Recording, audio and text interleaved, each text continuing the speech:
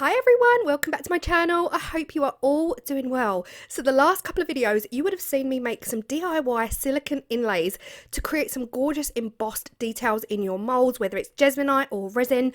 In this video we are going game changing. We are going to make some Tealight inlays perfect for any mold.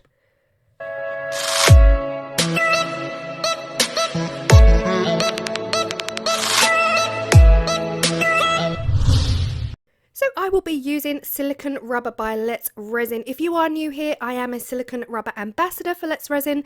So the details of this silicone, of course, will be linked below with your discount. All you then need is a cookie cutter and sellotape. It's about as easy as it comes. I'm using one that is around about the rough size of a tea light, slightly bigger than the tea lights I currently have, which are cheap, by the way. If you pay a bit more for your tea lights, it would probably fit it better. But honestly, this is a 3-step system. You need your sellotape. Now, this silicone does not stick to sellotape, so it comes away real easy, doesn't leave a sticky residue. I figured this would be the easiest way to make a tea light holder silicone inlay, and honestly does not get easier than this. So all I'm doing is laying my sellotape around the fat edge of the cookie cutter. So your cookie cutters usually come with a sharp edge and like a rounded edge, the bit that you press on. I'm actually sticking it to the rounded edge. This gives it more of a hold. There was a bit of a worrying edge, so I did add a bit more tape. But that is all. I used a lollipop stick. I also got messy, but I used a lollipop stick just to make sure it was utterly stuck to the bottom of that cookie cutter. And then I brought the tape up around the edges for added security, but honestly, I didn't even need to do that. The next step is to measure, mix and pour your silicone. This silicone is a 1:1 part A, part B, measurable by weight, equal parts. Really, really easy. Stir for 5 minutes, stir slowly, and then pour from a really great height. You can see here, I was trying to kind of gauge the depth against a tea light that I had on hand because I didn't want it to be too deep, but also not too shallow. And that is it. A simple 9 hours later, this was ready to demold. I peeled the tape off and it is absolutely perfect. I then got my tea light and I was just making sure that it wasn't too much deeper, but that it wasn't shallower. I didn't want my tea light to sit way above my pieces when I made them. I wanted it to slot in quite nicely. Now, it was very apparent that I could have gone deeper. I could have gone a bit deeper. The first thing I'm going to do before putting them into my mold is to make sure they are thoroughly clean, and I do that with tape. I also use the tape to clean out my silicone molds. These silicone molds you would have seen on my channel 100 times in the early days of me doing resin. These are petri dishes. They are absolutely perfect for these.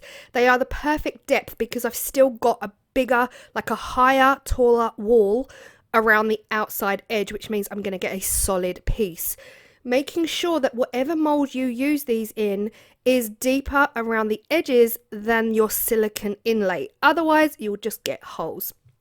So once I've cleaned both silicone inlays and I've cleaned as much as I can both silicone molds, it's time to pour in my Jesmonite. Now you could try this with resin if you want. I'm not a fan of a naked flame by epoxy resin, but you can actually get metal tea light cups that you put in it and then you put your candle in the cup. So that might be more of a safer option. I really wanted to try the alcohol ink and marble technique again. And guys, it didn't fill my soul with joy this time. My black alcohol ink seemed to be a little bit grainy. It looked very, very grainy and I wasn't 100% happy with the results, but I persevered anyway and I just carried on filling these two up. Now, if you are new to alcohol ink and Jesmonite, I also have videos on my channel where we got some incredible results. I, of course, will put the card just here on the top right-hand corner for you to check those videos out if you wish. And that is it. It doesn't get any simpler than that. What I did decide to do was get messy. I decided to use my finger just to push down on that silicone inlay and use a paintbrush to rub around the bottom inside edge just to make sure I don't get any chunky air bubbles around where I need to put the candle in. And look at this. This honestly gave me classic Italian marble kind of feels, but I did feel like that black alcohol ink came out a little bit grainier than I would have liked it to, but still a perfectly usable tea light holder. Now, Jesmonite is heat resistant, it's heat proof, but it's not entirely non-combustible. So yeah, we've had this conversation before on my channel, I know. It's perfectly safe to use like this. The second one then, where I use the black and the pink, I am getting cow print, but I'm also getting chocolate fudge brownie with raspberry ripple. Has to be food related when it comes to me, but yeah, I'm definitely getting raspberry ripple and chocolate in this one. Looking down on it right here, it looks like cow print. And again, the tea light does fit. Now, like I said, these tea lights are actually really, really cheap. I think they're B&M. Might even be pound shop, not sure. The other tea lights I have that are better quality are wider, so they'll probably fit better. Now, the stains you can see in these silicone molds came out perfectly easily with some isopropyl alcohol. So if you do get stains in your silicone, remember, alcohol is your best friend. Now, I decided I needed to elevate these up to the next level, and you know me. If you're not happy with something, slap a tattoo on it. Just slap a tattoo on it. And I promise you, what you once thought was a little bit ugly, maybe not to your taste, will be unbelievably elevated up to the next level. I only have a few more of these larger tattoos left. Honestly, I need to restock my tattoos. But here we are. You apply these temporary tattoos to your Jesmonite or resin. This also works on epoxy resin. You apply them as you would on your skin, and you just flip it upside down and wet it. Wet it really, really thoroughly to make sure that that tattoo adheres to your surface. Now, what I did decide to do is, because the majority of the detail of this kind of compass on the tattoo was going to get lost in the center, so I decided to cut around that inside rim of the tea light section and tattoo the inside base. Just because I could. I know it's going to be covered by a tea light, but I'll know it's there. And that's all I needed to know. So just make sure that when you do that, you wet it, and look at this. Absolutely stunning. I'm sorry, but you have to agree, these tattoos take these pieces to the next level. They truly do elevate them into something, wow, unique. No one else is going to have this, not unless they go and buy the same tattoo as you and copy it exactly. But this is a unique piece that no one else will have. I'm so glad I decided to push the tattoo down into the center, because look at this. Okay, I could have maybe lined it up a bit better, but I think it's okay. I think it's okay. It's absolutely gorgeous. On the second one, I decided to cut around the outside edge as well, so that there was no tattoo kind of flapping down over the edges. Not sure why I did that, just easier, I think. And of course, cutting out the center as well, pushing that down well and truly into the center, soaking it in water to slide it off like this. And I just love this part. I love this part. Oh, I love it. There's no other words.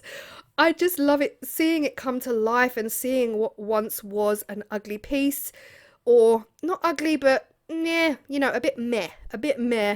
If you've got anything sitting on your shelves at home that did not come out the way you wanted them to, that did not meet your requirements, that did not fill your soul with happiness, slap a tattoo on it. Thank me later. Honestly, you will not regret it.